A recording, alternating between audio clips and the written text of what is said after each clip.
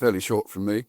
We're obviously going to talk about a new stadium. And I think you'll find the next hour fascinating. I've certainly found this process over the last 3 or 4 months fascinating and enjoyable. But if I can set the scene first, in January, the government announced its growth plans for this term, of which there were 3 main pillars. There was the new runway at Heathrow, there was the Oxford-Cambridge Silicon Valley corridor, but thirdly was the regeneration of southern Manchester, Old Trafford, which was the origins of the Industrial Revolution a couple of 100 years ago. And that regeneration scheme, if it proceeds, will be the largest regeneration scheme in Europe.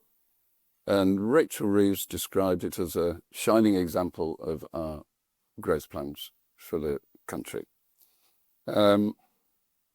Past governments have sponsored a number of these regeneration schemes, but they've all predominantly been in and around London.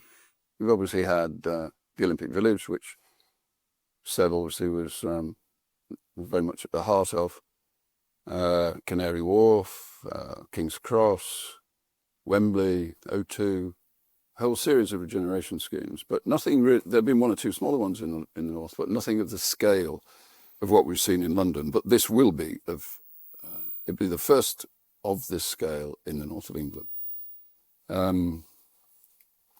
So, with a project of this scale, a regeneration project of this scale, it needs to have a catalyst or a nucleus. Otherwise, it just becomes a new housing estate with a shopping centre.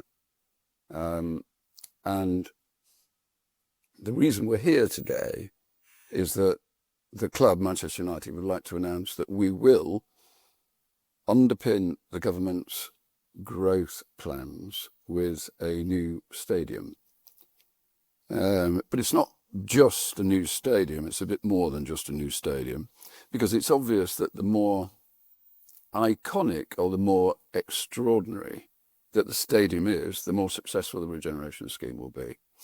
And I think a really good example is the Eiffel Tower. Everybody knows, everyone around the world knows of the Eiffel Tower, and I'm sure there are many people here who've visited the Eiffel Tower. You go to Paris, you stay in a hotel, you spend money.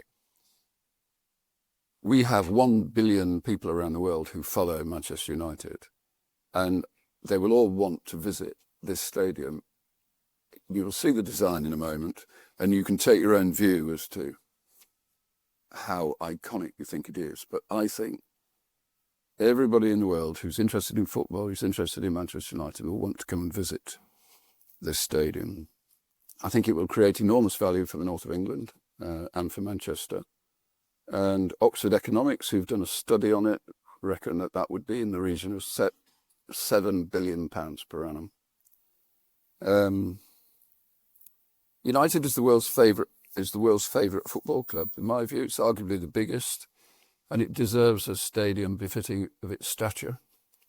The Premier League is indisputably the best football league in the world, maybe the best sports league in the world, and it must have a stadium that's at least the equal of the best in Europe. And today it has some great stadiums, but it doesn't have a Bernabeu and it doesn't have a Nou Camp.